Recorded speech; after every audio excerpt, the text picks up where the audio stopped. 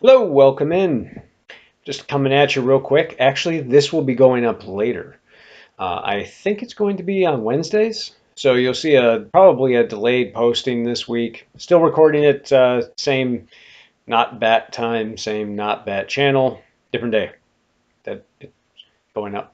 Anyway, so yeah, so it won't be on Sunday. I'm pretty sure no one is actually looking for them on Sunday anyway. I don't mean that jokingly. I mean legitimately. I don't think that anyone's subscribed. So it won't really matter because you'll be looking at this in the future, if at all. But changing pace. So traffic's supposed to be better. And so why send it on Sunday when people are busy if people would rather watch it on a different day of the week, right? Makes sense. So for once, I will do something in my life that makes sense. I wanted to talk this week, not a lot going on. What a shock. That really needs to be discussed. Detroit is out, right? Haven't seen good things from Giant Bomb on it. I didn't really play Heavy Rain. I played the demo and shrugged my shoulders. Right? Didn't really seem like my thing. I'm into choose your own adventure books as a kid and everything, but I guess I played if it were free. I haven't had the opportunity beyond the demo, and the demo it didn't grab me, but it also didn't repulse me. I generally don't hear fantastic things, of course, and sounds like that's similar to the topic for Detroit.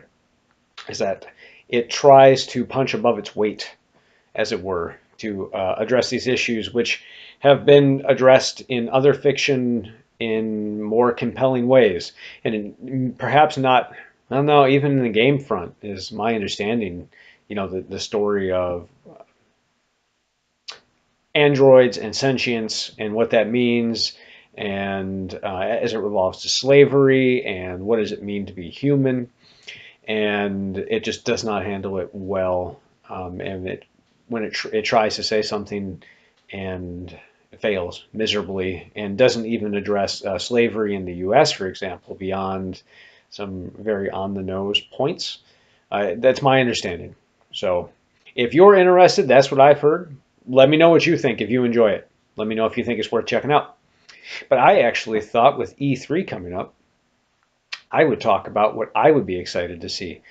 I am concerned that we won't see an Animal Crossing. Um, I think Nintendo has said they're only planning on doing games that will be released in 2019. So it wouldn't necessarily mean that we won't see any Animal Crossing coming soon, but that we wouldn't see it. I believe this fiscal year is specifically what they've been saying. So we wouldn't expect to see that, I guess. But I love Animal Crossing. I think I've mentioned it briefly before in videos. Happy Home Designer didn't grab me. I thought Amiibo Festival was mind-numbingly boring for the most part. Some very minor charm that Animal Crossing always brings to the table, but it just did not work. And then the mobile game really made me sad because it didn't. Admittedly, I only gave it about a month. I feel like that regardless of playtime, giving something a month is more than a fair shot, and it just doesn't have the same appeal. Now, again, my sisters are still playing it; they enjoy it, so I'm glad to see that's the case for them. This did not do it for me. So for Animal Crossing, for me, what would I hope to see out of it? Let's assume they do announce it for the Switch. First of all, please be for the Switch. I don't care if it's on the 3DS. Crossplay or something like that would be cool. I'll shit. I mean, if you gave me something really unique and different, and maybe there was a reason, there's some connectivity there, we'd get a 3DS one and a Switch one, and maybe my wife would play with me that way. That could be cool. I don't know, but put it on the Switch, Nintendo. Christ. I mean, I don't care that you want to put something on the 3DS, but give me the option on the Switch as well. There shouldn't be any need for touch sensitive features, and you can do that on the Switch, right? I don't even care if I have to play in handheld mode, but I don't want to have to lug around my 3DS because I want to play Animal Crossing or make a decision between the two or bring both of them, right? And I'm going to want the Switch because I can play some great games on there, and that's where the majority of the content is. But so what I would want to see, I think, out of an Animal Crossing moving forward, um, actually, I would prefer there not to be mobile integration because I don't like the mobile game. If I wouldn't cry about it if they did, as long as nothing serious was restricted from someone, because I don't want to feel obligated to do it. Um, which is kind of weird when you're talking about Animal Crossing, because that's kind of how the whole thing is set up, right?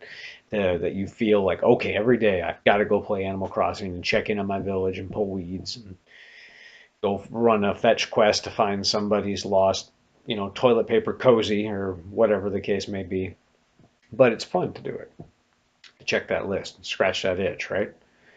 I would like to see more of a management style sim. It seemed like they leaned in that direction a little bit with the latest one, I'm sorry, last one, New Leaf on 3DS. Very much enjoyed that game. Spent a whole lot of time with it. Um, but the mayor projects element didn't grab me as much as I'd hoped it would. I thought it was much better than City Folk, for example, on the Wii.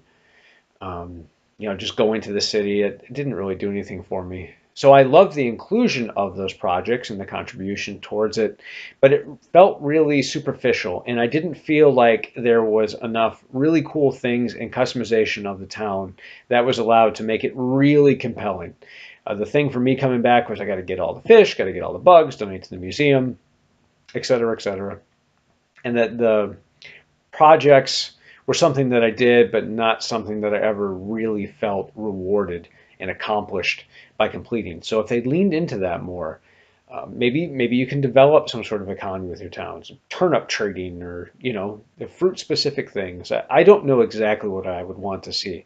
I mean, me personally, I'm a big strategy guy, so give me some, I don't know, Civ 5, XCOM type stuff in Animal Crossing, right? And put that Animal Crossing charm on it and make it silly and set it in that world. I probably couldn't be happier.